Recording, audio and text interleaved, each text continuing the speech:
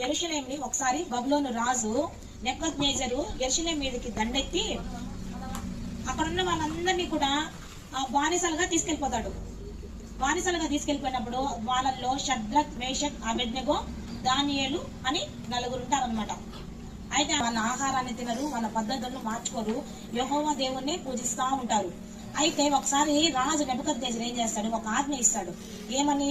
ఒక ప్రతిమను, బంగారు ప్రతిమ అంటే బొమ్మని తయారు చేపించేసి 66 అడుగుల ఎత్తు, 6 అడుగులు వెడల్పు ఉన్న పెద్ద ప్రతిమ బొమ్మను తయారు చేసి వాటందరికి కూడా మీరు వాయించండి అని ఆర్డర్ ఇస్తారనమాట. అప్పుడు వీళ్ళు నలుగురు ఏం చేస్తారు, ఈ షద్రక్, మేషక్, అబేద్నెగో ఏం చేస్తారు, నమస్కరించరు. ఎందుకంటే వీళ్ళెవరు? యెహోవా తప్ప వేరొక దేవుడు లేడు అని నమ్ముకున్నటువంటి వాళ్ళు కదా. దేవుడు చెప్పాడు కదా ఇరకూడదని. వీళ్ళు ఏం చేస్తారు, నమస్కరించరు. అయితే అక్కడ ఉన్నటువంటి రాజు ఆజ్ఞ కదా అది. రాజు ఆజ్ఞ ఇచ్చినప్పుడు పక్కన వాళ్ళంతా ఏం చేస్తారు, సారీ రాజుకి కంప్లైంట్ ఇస్తాడు. అప్పుడు రాజు ఏం చేస్తాడు, వాళ్ళ ముగ్గురిని తీసుకొని రండి, మండుచున్న, అలా నమస్కరించకపోతే మండుచున్న అగ్నిలో పడవేయమని ఆజ్ఞ. అంటే ప్రతి ఒక్కరు నమస్కరించాలని. వీళ్ళు నమస్కరించరు. వాళ్ళు పిలిచి అడిగినప్పుడు ఎందుకు నమస్కరించలేదంటే, ఇలా మా దేవుడు యెహోవా దేవుడు మేము నమస్కరించము అని చెప్తాడు అనమాట. మీ దేవుడు నేను ఇచ్చేటువంటి శిక్షలో నుంచి మిమ్మల్ని రక్షించగలరా అని అడుగుతారు. అప్పుడు వీళ్ళు ఏమంటారంటే, మా దేవుడు ఖచ్చితంగా మమ్మల్ని రక్షిస్తాడు, ఒకవేళ రక్షించకపోయినా పర్వాలేదు, మేము మాత్రం మీ దేవుడికి నమస్కరించము అంటారు. ఎవరు వాళ్ళు?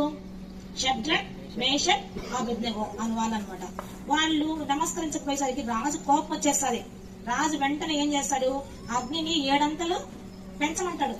7 అంతలు ఇంకా మంట ఎక్కువ పెట్టేస్తే ఎంత అగ్ని అది వీళ్ళని ఆ మంట దగ్గర ఉన్న వాళ్ళు కూడా కాలిపోతుంటారు కదా. 7 అంతలు అగ్ని అంటే కదా.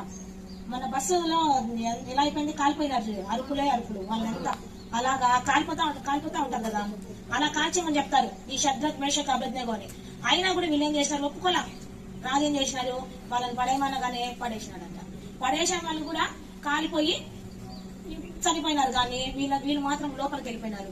రాజు ఏమనుకున్నాడు, ఇంకా చచ్చిపోయి ఉంటారు వీళ్ళంతా అని అనుకుని చూసినప్పుడు వాళ్ళ ముగ్గురు వేసింది ఎంతమంది, ముగ్గురిని వేశారు.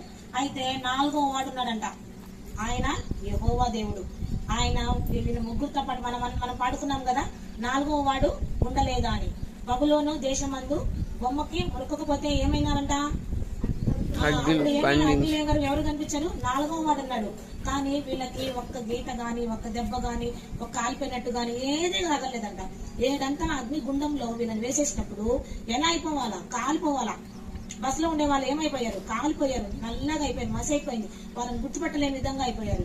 కానీ ఈ షద్రక్, మేషక్, అబేద్నెగో వాళ్ళ దేవుని